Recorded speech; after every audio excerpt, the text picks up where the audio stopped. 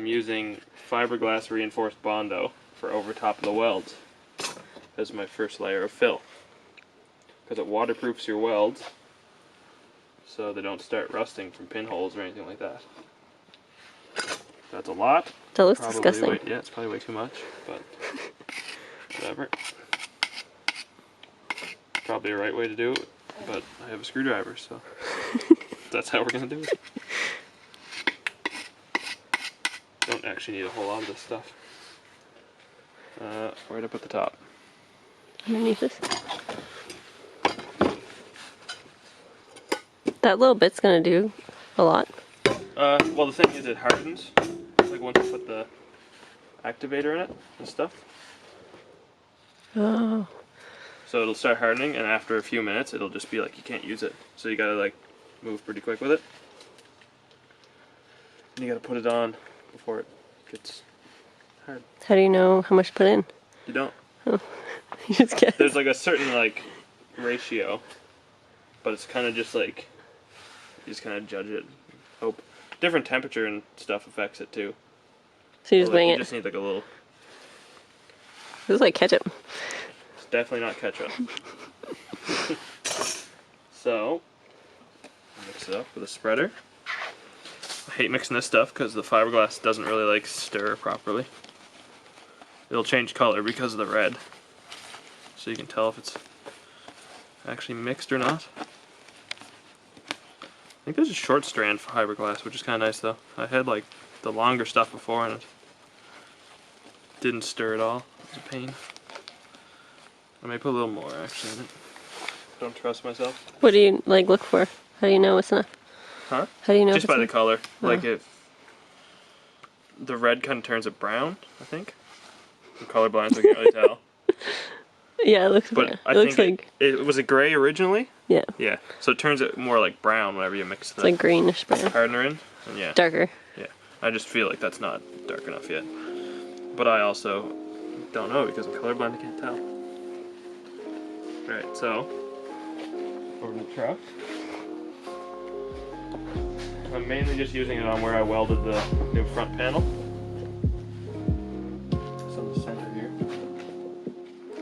You really want to press it into the weld too, so you don't get any air pockets. So,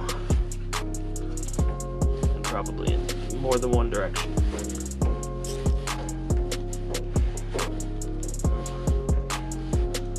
It's like crack filling. Yes, same idea. And you want to put probably more than you actually need. Here's a paint of sand, but It's kind of like crack filling. quite a bit like crack filling. Same concept. But I don't know Making it smooth. anything with crack filling.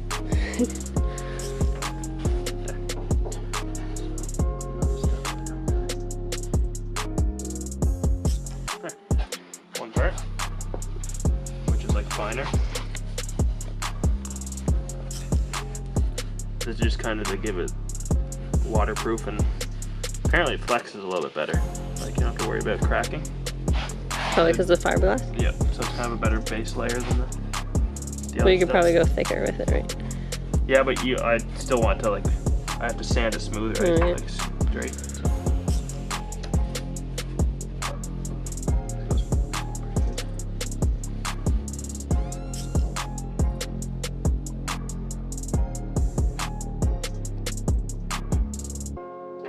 How long does it take to dry? It dries really quick, like a few minutes. But you can't really stand it for a little while because it still stays like kind of tacky. So when will you sand it? Not today, probably. No, but like, how long? Oh. Like a day? Yeah, like a day would be plenty.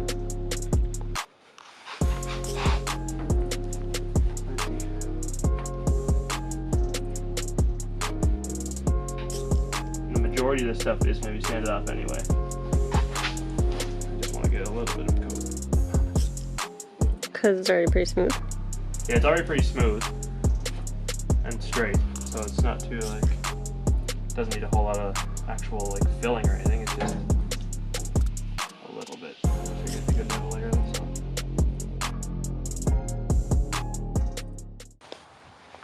Hey guys, back in the shop today, working on the truck again. Last video you saw, I did the epoxy on the engine bay. It turned out really good. I'm pretty happy with it. I can't really complain. Went on good. It's nice and tough. I started doing some of the filler work on it to straighten everything out. The front wherever it was grafted in, and then all the little either holes I filled or just some of the spot welds, making them all nice and smooth.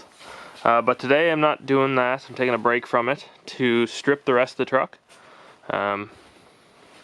It still has the fuel tank and leaf springs, all the fuel lines and everything on it. Everything under here is filthy. It's covered in the sand from sandblasting, so it's probably going to be a messy process, but I'm going to start pulling everything off, take out the rest of the wiring, just get it ready to strip the bottom. The other night Klaus was out and started shaving off the sound deadening on this side, but we're going to do the whole bottom. He'll wire wheel it after that, because the bottom of this is going to be color matched bed liner to match the rest of the truck, which should look pretty good in the end. But yeah, so we're going to start taking out everything that we don't need anymore. Or, well, we need it, but not for a while. Alright, let's do it. So I'm going to start with doing the tank. I don't know how much fuel's in it. It's been like 6 years probably since it's been driven or anything, so could be full, could be empty, I really don't know. I'm probably just going to loosen it off a bit first and see how heavy it is. Hoping it's empty. I really hope, but we'll see what happens.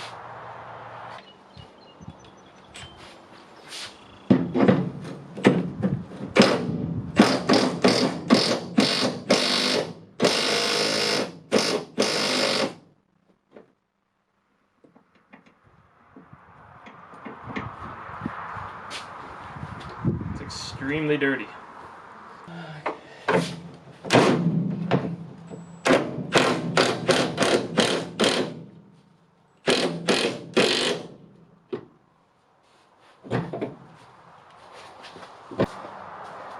Pull the fuel lines off now.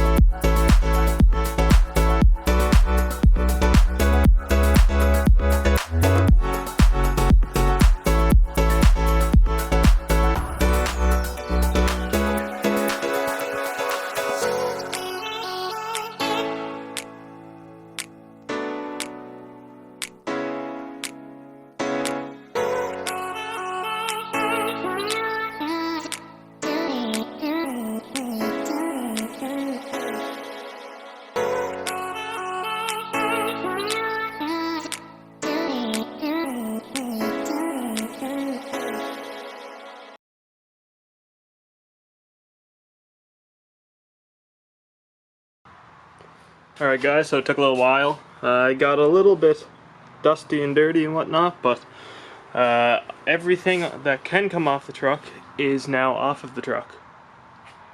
So that's a step in the right direction for the rest of stripping everything off of it. I'll just show you what it looks like here.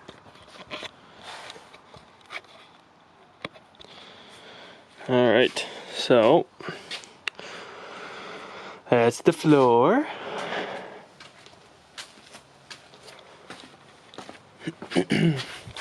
Yeah, it's nice to see it like this because it gives you a blank canvas.